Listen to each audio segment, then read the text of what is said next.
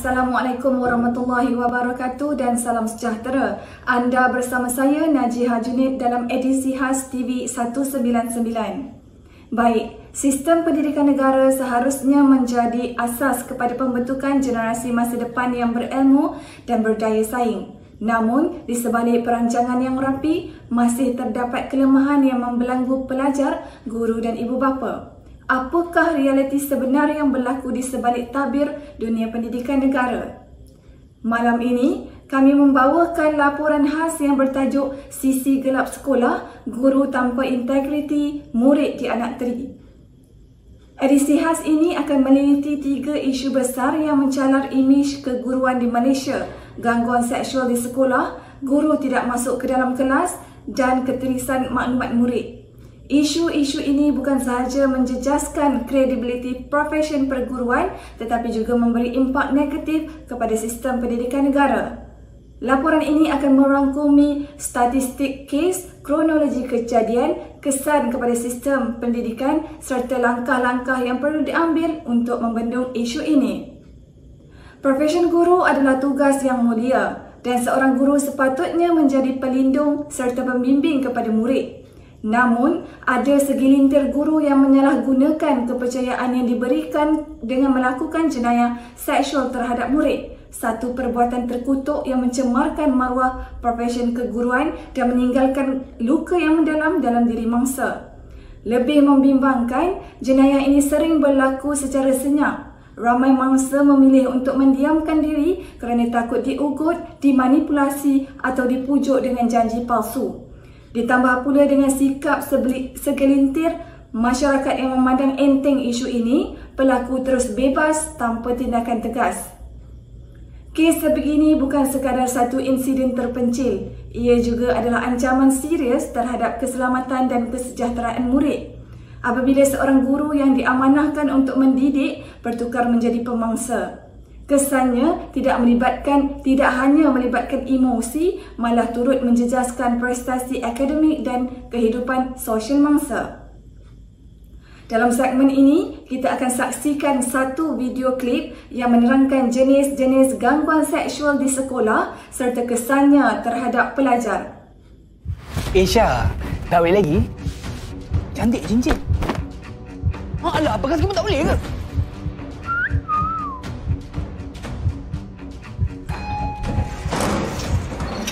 Sorry. Bagaimana?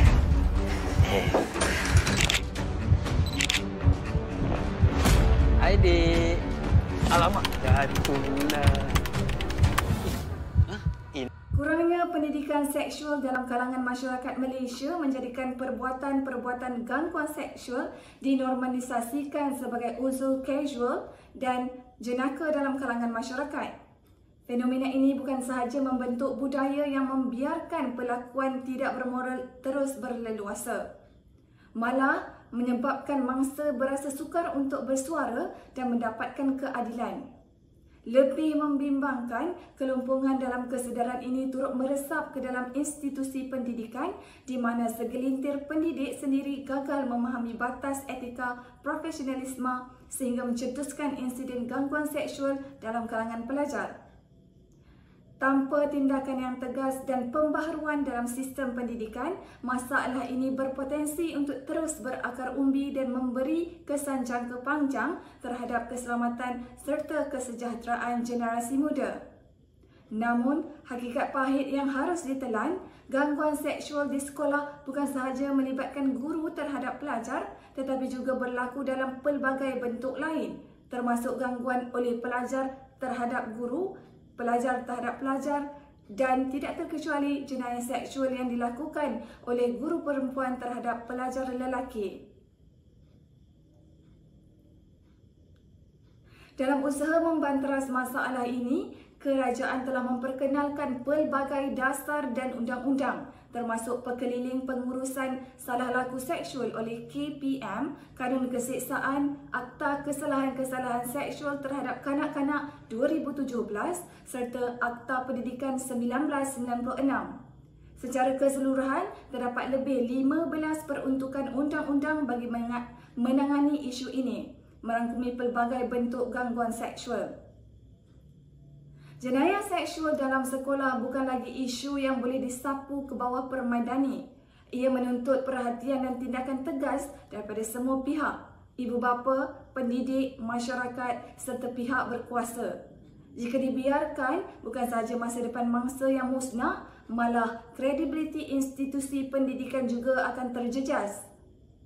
Sebagai contoh, kes yang mencetus perhatian ramai, kita akan lihat bagaimana keberanian seorang pelajar yang bernama Ain Husniza menggunakan platform media sosialnya untuk mendedah perlakuan seorang guru yang didakwa berkelakuan tidak senonoh. Bersama-sama kita saksikan rakaman ini. And today in class, we were learning PJK with this male teacher. Going good, you know. We were talking about sexual harassment.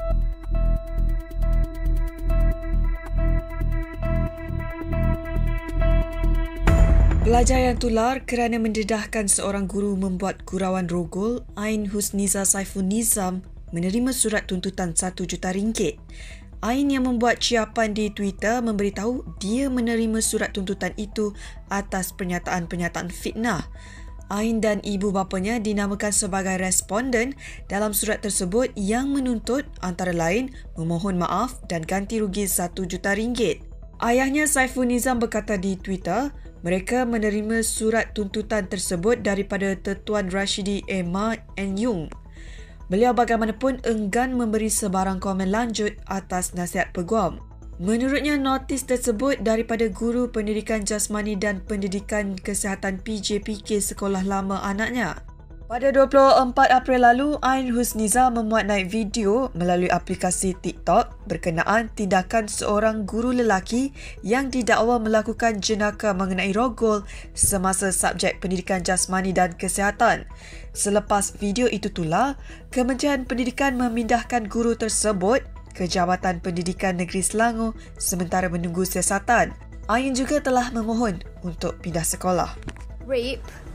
It doesn't get reported because the boys is apparently sedap or it feels good for them. Like what kind of... Kesan daripada kes-kes sebegini amat mendalam. Pelajar yang menjadi mangsa gangguan seksual sering mengalami trauma, hilang kepercayaan terhadap guru dan prestasi akademik mereka turut merosot. Sebagai langkah mengatasi, pihak berwajib telah memperkenalkan kursus kesedaran terhadap etika profesionalisme keguruan serta memperketatkan prosedur pemantauan dan aduan. Profesion keguruan datangnya dengan pakej etika dan amanah. Apabila profesion guru dijadikan sebagai tempat mendapat gaji sahaja, amanah akan dipegang sambil lewa oleh guru. Fenomena ini boleh memberi kesan negatif terhadap mutu pendidikan serta perkembangan sahsiah murid. Sikap sambil lewa dalam melaksanakan tugas boleh menyebabkan proses pengajaran dan pembelajaran tidak mencapai objektif yang ditetapkan. Satu lagi masalah serius dalam dunia pendidikan ialah guru tidak masuk ke kelas. Berdasarkan laporan oleh Kesatuan Perkhidmatan Perguruan Kebangsaan NUTP, sebanyak 2,500 aduan diterima mengenai guru yang kerap tidak hadir ke kelas tanpa alasan kukuh. Antara punca utama termasuklah beban tugas pentadbiran yang tinggi serta sikap sambil lewa segelintir pendidik. Kronologi kes menunjukkan bahawa sejak tahun 2022 terdapat peningkatan aduan daripada ibu bapa mengenai ketidakhadiran guru di kelas, terutamanya di sekolah luar bandar. Situasi ini menyebabkan gangguan terhadap silibus pembelajaran dan memberi kesan negatif kepada pencapaian akademik pelajar. Menurut laporan, sehingga 31 Julai 2022, terdapat kekurangan seramai 4,732 guru di kawasan luar bandar yang mewakili 4.1% daripada jumlah keseluruhan guru. Kesatuan Perkhidmatan Perguruan Kebangsaan Malaysia NUTP juga mendedahkan bahawa hampir semua sekolah termasuk di kawasan bandar menghidapi isu kekurangan guru dengan beberapa sekolah mengalami kekurangan sehingga 10 guru pada satu masa. Selain itu, isu ketidakhadiran guru turut dilaporkan oleh NGO seperti Tiada Guru yang menyatakan bahawa masalah ini sering dilaporkan disebabkan oleh penyembunyian yang disengajakan dan pemalsuan rekod. Sementara itu, laporan berita harian bertarikh 19 Julai 2023 melaporkan 3 bekas pelajar menang saman guru tidak hadir ke kelas selama 7 bulan di Sabah. Keputusan Mahkamah Session Kota Kinabalu menetapkan bahawa kegagalan guru berkenaan untuk menghadiri kelas telah melanggar tanggungjawab profesionalnya sekaligus memberi kesan negatif kepada pencapaian akademik pelajar terbabit. Hakim dalam penghakimannya menyatakan bahawa tindakan tersebut merupakan satu kecuaian serius yang menyebabkan hak pelajar untuk menerima pendidikan yang berkualiti. Kes ini turut mendapat perhatian pelbagai pihak termasuk Kesatuan Perkhidmatan Perguruan Kebangsaan Malaysia NUTP dan Badan Bukan Kerajaan NGO yang memperjuangkan hak pendidikan.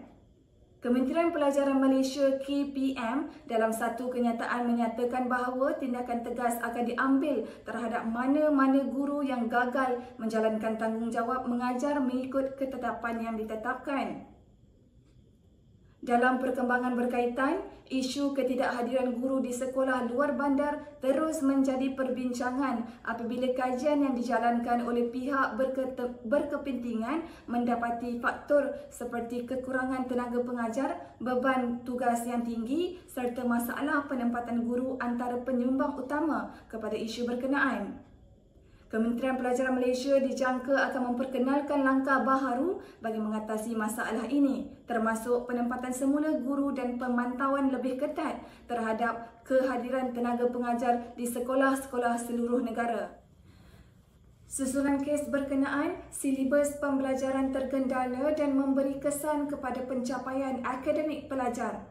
Keadaan ini menyebabkan pelajar ketinggalan dalam pembelajaran, terutamanya dalam mata pelajaran teras seperti Bahasa Melayu, Matematik dan Sains. Akibatnya, keputusan peperiksaan mereka turut terjejas dengan setengah pelajar dilaporkan gagal mencapai tahap pencapaian minimum yang ditetapkan dalam kurikulum kebangsaan. Selain itu, ketidakhadiran guru dalam tempoh yang berpanjangan juga memberi kesan kepada motivasi dan disiplin pelajar.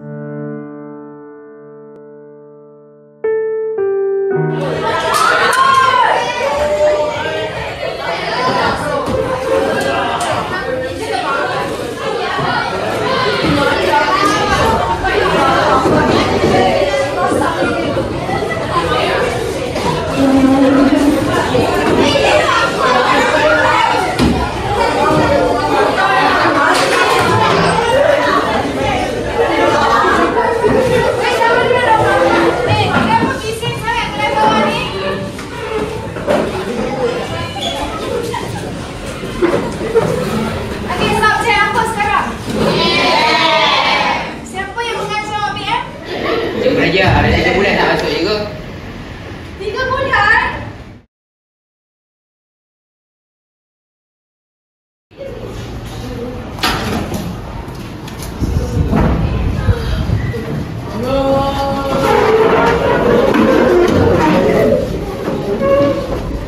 Assalamualaikum cikgu. Assalamualaikum cikgu.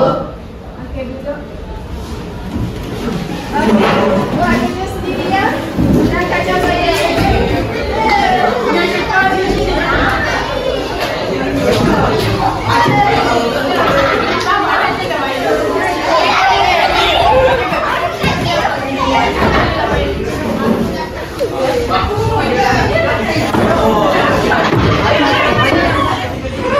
Okey. Esok peperiksaan Bahasa Melayu akan diadakan.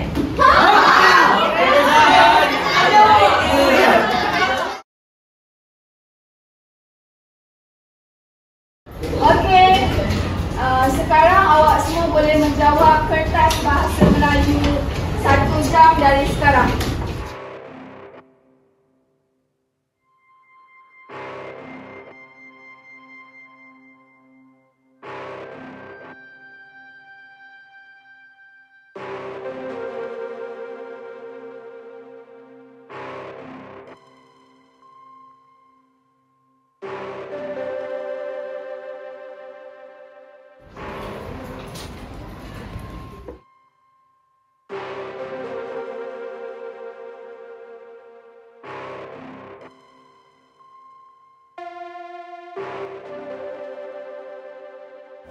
Apalah nasib aku.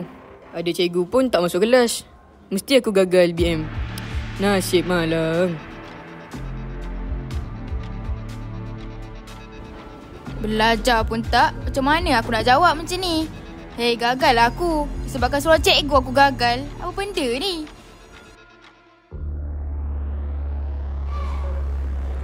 Gagal aku. Aku dah tak belajar lagi. Satu bab pun tak belajar lagi. Habis leh. Okey semua, hari ini saya akan edarkan keputusan peperiksaan bahasa Melayu awak. Dan awak boleh tengoklah awak punya warna macam mana, okey ke tak?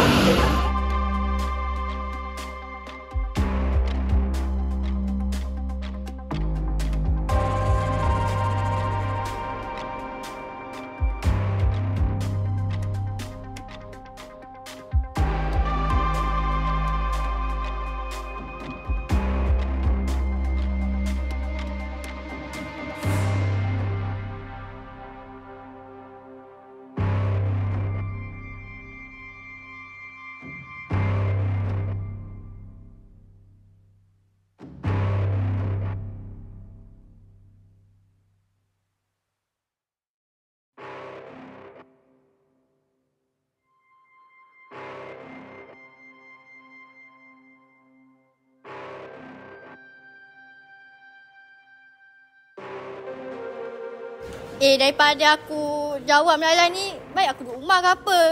Ni jawab-jawab gagal ke benda. Baik aku duduk rumah lepak main-main ke apa. Jawab ni gagal ke?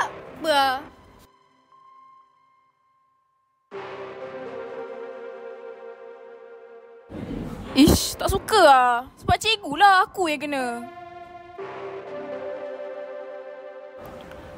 Aku dah agak lah. Aku gagal. Mesti mak aku marah. Ni semua salah cikgu.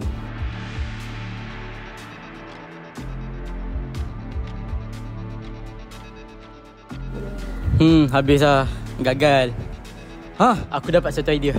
Balik ni, aku bakar dekat belakang rumah.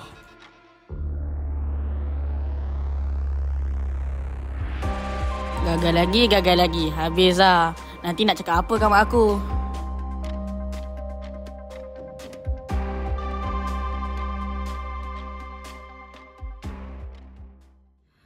Selain itu, ketidakhadiran guru dalam tempoh yang berpanjangan juga memberi kesan kepada motivasi dan disiplin pelajar. Menurut pakar pendidikan, ketiadaan bimbingan berterusan daripada guru boleh menyebabkan pelajar kehilangan minat untuk belajar dan seterusnya menjejaskan tahap kehadiran mereka ke sekolah. Dalam satu kajian yang dijalankan oleh sebuah universiti tempatan, didapati bahawa sekolah-sekolah yang mengalami masalah ketidakhadiran guru secara berterusan menunjukkan kadar keciciran pelajar yang tinggi berbanding dengan sekolah lain. Keadaan ini turut menimbulkan kebimbangan dalam kalangan ibu bapa yang mendesak pihak berkuasa mengambil langkah drastik bagi memastikan kualiti pendidikan tidak terus merosot. Sebagai penyelesaian, Kementerian Pendidikan Malaysia telah mencadangkan penggunaan sistem pemantauan digital bagi memastikan kehadiran guru ke kelas direkodkan secara automatik. Selain itu, mekanisme aduan yang lebih efektif juga diperkenalkan seperti SISPA atau Sistem Pengurusan Aduan Awam agar ibu bapa dan pelajar dapat melaporkan isu ini dengan lebih mudah. Isu ketirisan maklumat murid juga menimbulkan kebimbangan dalam kalangan ibu bapa dan pihak sekolah. Terdapat laporan bahawa maklumat peribadi pelajar seperti nombor telefon dan keputusan peperiksaan telah bocor dan digunakan oleh pihak tidak bertanggungjawab. Menurut statistik yang dikeluarkan oleh Suruhanjaya Komunikasi dan Multimedia Malaysia SKMM, terdapat 120 kes kebocoran data pelajar yang dilaporkan sejak tahun 2023. Kronologi kejadian menunjukkan bahawa maklumat peribadi murid sering didedahkan akibat kelemahan dalam sistem pengurusan data sekolah serta penggunaan aplikasi pihak ketiga tanpa pelindungan keselamatan yang mencukupi. Ketirisan maklumat ini boleh membawa kesan buruk seperti kes buli cyber, penyalahgunaan data oleh pihak luar serta gangguan privasi terhadap pelajar. Justeru, langkah-langkah ketat perlu diambil termasuk memperkenalkan sistem pengurusan data yang lebih selamat dan melatih guru dalam aspek keselamatan cyber. Untuk mendapatkan perspektif dari sudut guru sendiri, kami telah menembual Cikgu Faridah, seorang guru berpengalaman selama 15 tahun di Sekolah Menengah Kebangsaan. Beliau menyatakan bahawa walaupun kebanyakan guru menjalankan tanggungjawab mereka dengan penuh dedikasi, segelintir kes seperti ini mencemarkan nama baik profesion keguruan. Okey, baiklah. Pertama sekali saya ingin mengucapkan ribuan terima kasih atas peluang untuk saya mengulas isu yang sedang menular dalam institusi pendidikan negara. Okey, sebagai seorang pendidik, secara jujurnya saya amat sedih dan kecewa apabila saya mendengar berita tentang segelintir kes yang menjejaskan maruah guru dan institusi pendidikan. Okey, seperti yang sedia maklum, saya bekerja di sekolah kerana profesion saya sebagai seorang guru. Jadi saya sentiasa berada di sekolah. Bila saya berada di sekolah, saya melihat ramai guru bertugas dengan penuh dedikasi dan berusaha untuk mendidik anak bangsa dengan nilai-nilai murni. Tetapi tindakan segelintir individu yang bekerja di bawah institusi pendidikan negara memberikan imej negatif kepada seluruh profesion ini. Hal ini kita boleh kaitkan dengan satu peribahasa yang berbunyi disebabkan nila setitik rosak susu sebelanga. Disebabkan beberapa orang yang menyebabkan imej keguruan ini tercalar, secara tidak langsung semua guru-guru kena tempias. Jadi pada pendapat saya, faktor yang menyumbang kepada masalah ini ialah tekanan kerja yang tinggi, kurangnya pemantauan dan bimbingan serta masalah disiplin dalam kalangan segelintir guru yang kurang beretika. Okey, selain daripada itu, faktor peribadi seperti tekanan hidup dan masalah emosi juga boleh mendorong seseorang bertindak di luar batasan. Orang yang tengah berada dalam keadaan keluarga yang tidak okey, dia datang ke sekolah dan dia melakukan perkara-perkara di luar batasan seperti memukul para pelajar dan menjadikan isu-isu contoh seperti data-data pelajar yang merupakan benda yang privasi diwar-warkan kepada orang yang tidak berkeperluan untuk tahu pun perkara tersebut. Dengan keadaan emosi yang tidak stabil ini menyebabkan guru berkenaan melakukan perkara di luar batasan. Jadi isu ketirisan maklumat murid ini menyebabkan pelbagai kesan yang berlaku dalam dunia pendidikan. Antara kesan yang paling ketara yang saya boleh lihat yang berpunca daripada masalah ini ialah hilangnya kepercayaan masyarakat terhadap institusi pendidikan. Emosi dan prestasi pelajar juga boleh terjejas apabila mereka berhadapan dengan situasi yang tidak selesa atau menakutkan mereka di sekolah. Selain daripada itu, rakan sekerja lain juga akan terkesan dengan mereka terpaksa berhadapan dengan stigma yang tidak sepatutnya mereka dengar, seperti guru makan gaji buta, guru tidak boleh buat kerja dan sebagainya. Memang tidak dapat dinafikan isu ketirisan maklumat murid adalah satu perkara yang sangat serius kerana isu ini melibatkan keselamatan dan privasi pelajar, kan? Jadi, saya sendiri pernah mendengar kes di mana maklumat peribadi pelajar seperti nombor telefon dan keputusan peperiksaan bocor dan digunakan oleh pihak tidak bertanggungjawab. Keadaan ini amat membimbangkan kerana perkara ini boleh membawa kepada kesan buruk seperti buli cyber, penyalahgunaan data oleh pihak luar serta gangguan privasi terhadap murid-murid yang berada di sekolah. Salah satu punca utama berlakunya masalah ini ialah kelemahan dalam sistem pengurusan data sekolah. Okey, kadang-kadang maklumat pelajar disimpan dalam sistem yang tidak cukup selamat atau dikendalikan oleh guru yang kurang faham tentang aspek keselamatan data. Okey, selain daripada itu, penggunaan aplikasi pihak ketiga tanpa perlindungan keselamatan yang mencukupi juga meningkatkan risiko kebocoran maklumat. Okey, sekolah dengan kementerian, pihak sekolah dan pihak kementerian perlu memperkenalkan sistem pengurusan data yang lebih selamat dengan menggunakan teknologi yang kukuh dan mematuhi piawaian keselamatan data. Okey, selain daripada itu, pada pendapat saya, guru-guru dan staf sekolah harus diberikan latihan khusus mengenai keselamatan cyber supaya mereka lebih peka terhadap risiko ketirisan maklumat. Ibu bapa juga perlu diberikan kesedaran tentang kepentingan melindungi maklumat anak-anak mereka, terutamanya apabila menggunakan platform digital. Okey, dekat sini saya ingin memberikan pandangan saya terhadap apa yang sedang berlaku dekat media sosial kita, yang mana saya sebagai seorang guru, saya tidak bersetuju dengan perbuatan berkenaan, iaitu menjadikan pelajar sebagai konten media sosial mereka. Okey, seperti yang kita sedia maklum, teknologi atau media sosial menjadi sebahagian dalam hidup kita. Jadi, tak terkecuali dengan guru. Guru menggunakan telefon bimbit, merekod diri mereka di dalam kelas beserta pelajar-pelajar. Dan pada saya, perkara itu tidak wajar untuk dilakukan kerana pelajar ataupun kanak-kanak mempunyai hak untuk dilindungi. Jadi kalau kita mempaparkan wajah-wajah mereka, identiti mereka di dalam kita punya media sosial, di manakah keselamatan pelajar itu?